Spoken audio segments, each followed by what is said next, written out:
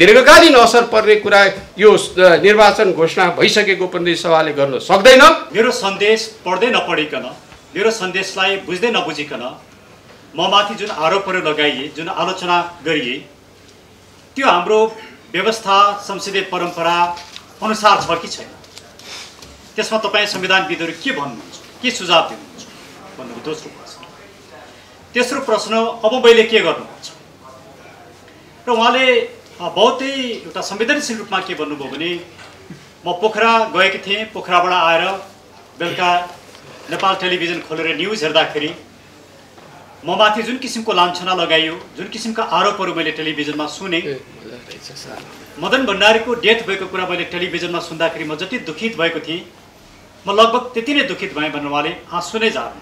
5 जना नेता बसे रे, तिनीहरूको के कन्स्टिट्युसनल अब्लिगेसन छ? तिनीहरूले त्यसरी निर्णय गर्ने अधिकार हुनुपर्ने त मन्त्री परिषदले निर्णय गर्नुपर्ने हो, अथवा प्रतिनिधि सभाको सभामुखले विचार गर्नुपर्ने कुरा हो। 5 जनाले बसेर ल मन्त्री परिषदमा नभएका नेताहरूले बसेर ल यसो गर्ने र भनेपछि राज्य कसरी सञ्चालन भइरहेको छ? सायद नेपाल सरकारको कार्यविभाजन नियमावली कहाँ छ? अब यदि राष्ट्रपतिले संविधानको धारा 113 को 4 बमोजिम 15 दिनभित्र, अब फेरि राष्ट्रपतिमा गएपछि 15 दिनभित्र पारित गर्ने हो भने राष्ट्रपतिले दिएको सन्देशको कुनै महत्त्व अर्थ रहँदैन। त्यसैले राष्ट्रपतिले चोइस 3टा छन्। एउटा, पारित गरिदिने, दोस्रो 15 दिनसम्म होल्ड गर्ने र त्योभन्दा लामोसम्म होल्ड गरिदिने र नागरिकको मत र अभिमत माग्ने।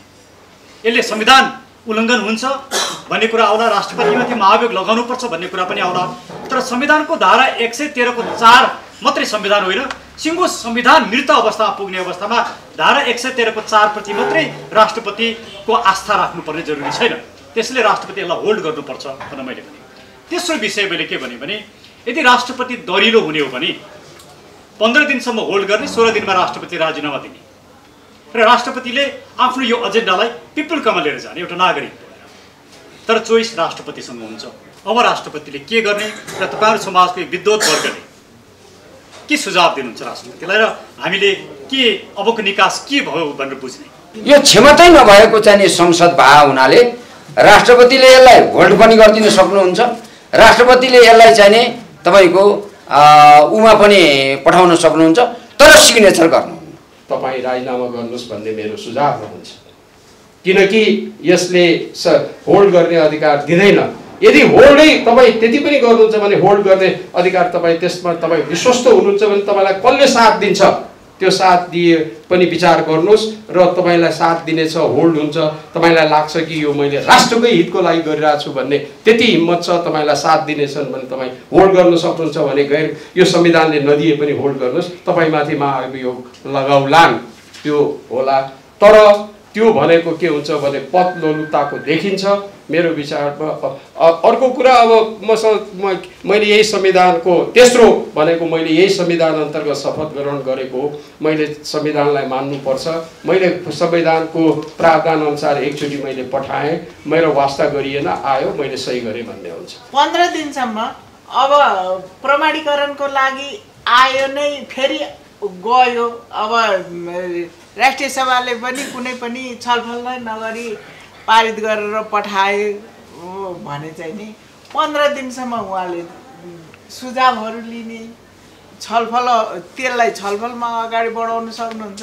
15 दिनपछि त बाध्यात्मक रूपले यही संविधान बमोजिम त्यो दफा 4 उपधारा 4 बमोजिम 113 को उपधारा 4 बमोजिम प्रमाणीकरण गर्नै पर्ने बाध्यात्मक व्यवस्था हाम्रो संविधानमा त्यो व्यवस्था छ। उहाँले बाध्यात्मक रूपले गर्नुपर्छ।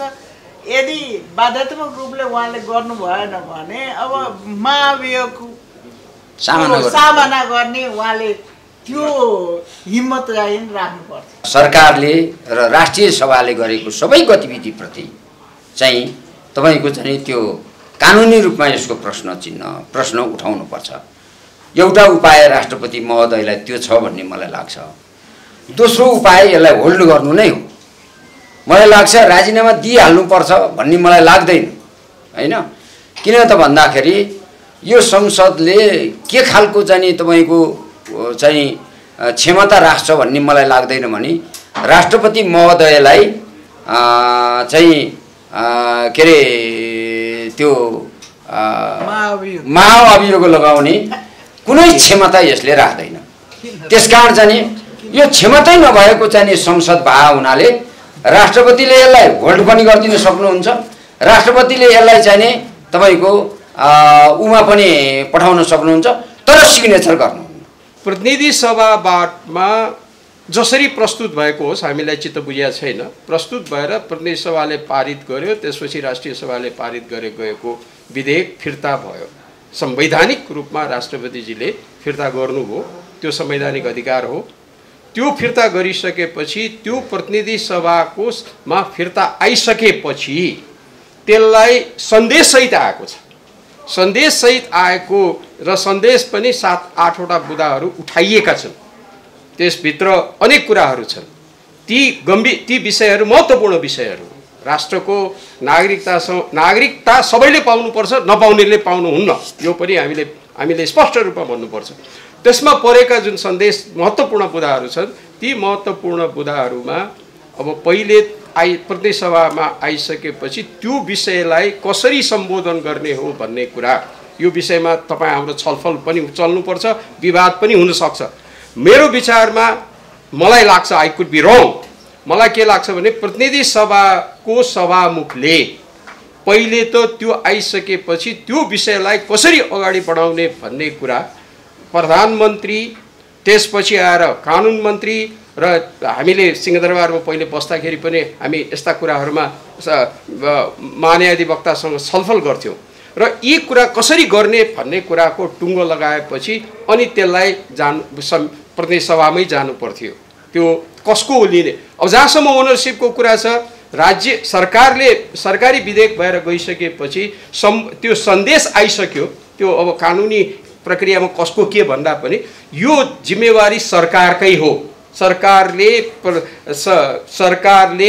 आएको सन्देशलाई अब त्यो प्रतिनिधि सभाबाट सरकारमा जाने अथवा सरकारले प्रतिनिधि सभामा जाने त्यो छलफल होला, तर त्यो सरकारकै हुन्छ र राष्ट्रपतिका क्रियाकलापहरूलाई त्यो विषयको कसले साथ दिनुपर्छ, मन्त्री परिषदले साथ दिनुपर्छ, प्रधानमन्त्रीले साथ दिनुपर्छ र अनि त्यसपछि छलफल गराएर गर्नुपर्नेमा म अहिले के देखिरहेको छु, आश्चर्य मलाई के लाग्यो भने यो मठाधीशहरूले एकातिर सन्देश फर्केर आएको छ र प्रमाणीकरण नभएर फेरि विचार गर भनेर आएको छ, त्यसमा बुँदाहरू उठाइएको छ।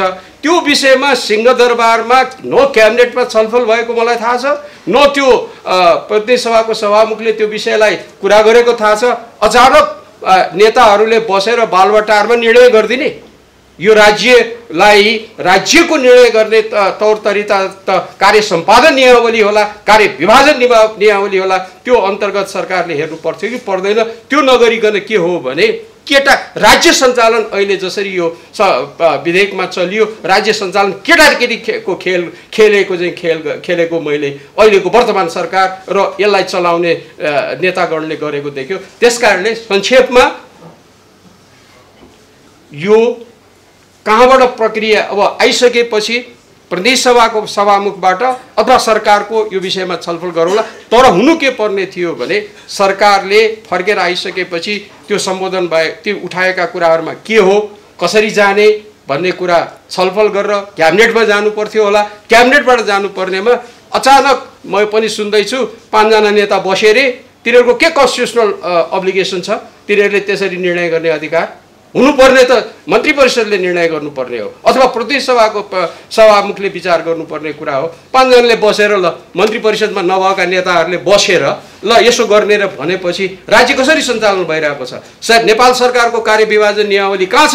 दीर्घकालीन रूपमा असर पार्ने विषयमा अहिलेको संसदले निर्णय गर्न मिल्छ कि मिल्दैन र संसदले राष्ट्रपतिकोमा पठाइसके पछाडि, पारित गरेर पठाइसके पछाडि राष्ट्रपतिले पुनर्विचारको लागि संसदमा पठाउनु संवैधानिक हुन्छ कि हुँदैन, यस विषयमा यहाँहरूको दृष्टिकोण पाऊँ। साध्यबहादुर भण्डारीबाट सुरु गरौँ। वे आउट कसरी खोज्ने हो हामी सबैले खोजौँ, तर यो चाहिँ नितान्त नियोजित हो। विदेशीहरूका सन्तानलाई वंशजको नागरिक बनाएर भित्र्याउने परियोजना चाहिँ तपाईँको ठुलो स्किममा चाहिँ ठुलो स्केलमा चाहिँ यो परियोजना अगाडि बढेको छ। त्यसकारण चाहिँ तपाईँको राष्ट्रपति महोदयबाट चाहिँ यसलाई चाहिँ कहीँ न कहीँबाट पूर्णविराम लगाइदिनुपर्छ भन्ने मलाई लाग्छ। त्यसको लागि बरु हामी धेरै आवाज हामीले बाहिर गर्न सक्यौँ भनेदेखि त्यसले चाहिँ तपाईँको एउटा स्पेस पाउँछ र हामी मुलुक जोगाउन सक्छौँ।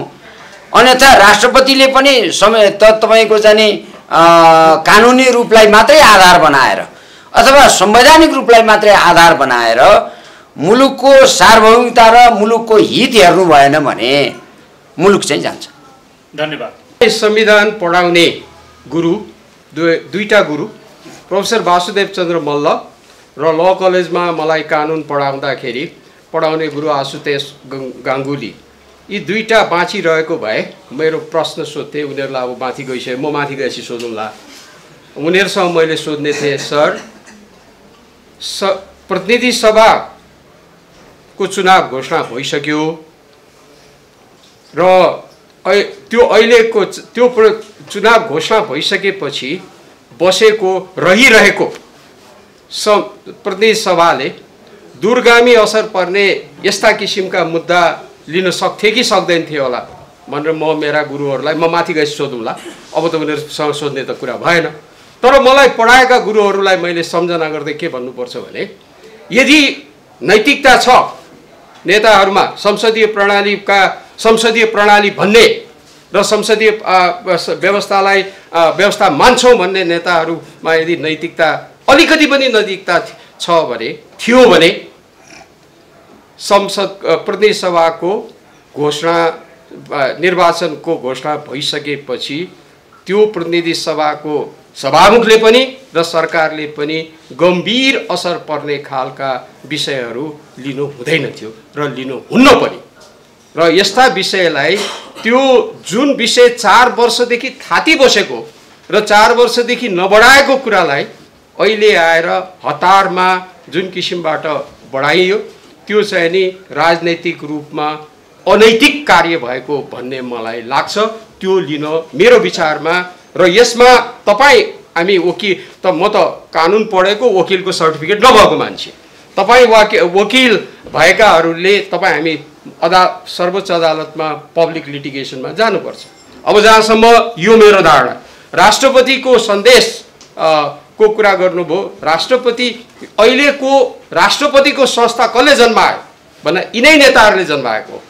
यो नेपालको संविधान जसले जारी गरे तिनले नै जन्माएको र राष्ट्रपतिको पदको इज्जत राख्ने काम पनि यिनीहरूले गर्नुपर्नेमा उनले सन्देशसम्म पठाइसकेपछि त्यो सन्देशलाई के पठाएको रहेछ भन्ने कुरासम्म पनि वास्ता नगरिकन त्यसलाई व्यवस्था गरिकन जुन किसिमको हिजो पारित गरियो र राष्ट्रिय सभाबाट पारित गरिने देखिन्छ, त्यसले त त्यो संस्थाको इज्जतै नराखेको भन्ने मलाई लाग्छ। त्यसकारणले गर्नु के पर्थ्यो भने हेड अफ द स्टेटलाई लाग्यो विभिन्न स्रोतबाट आफ्नै दृष्टिकोणबाट यो गम्भीर कुरा हो, यसमा सोच भनेपछि सोच्नु पर्ने थियो। त्यति पनि हिम्मत नगर्ने यी नेताहरूलाई हामीले के भन्ने? यिनीहरूको मलाई त अझ शङ्का के छ भने यिनीहरूले यो पारित गराइसकेपछि अझ मतदाता नावली पनि हाल्न समावेश गर्ने पनि सम्भावना देखिन्छ। त्यो पछि जाउँला। धन्यवाद।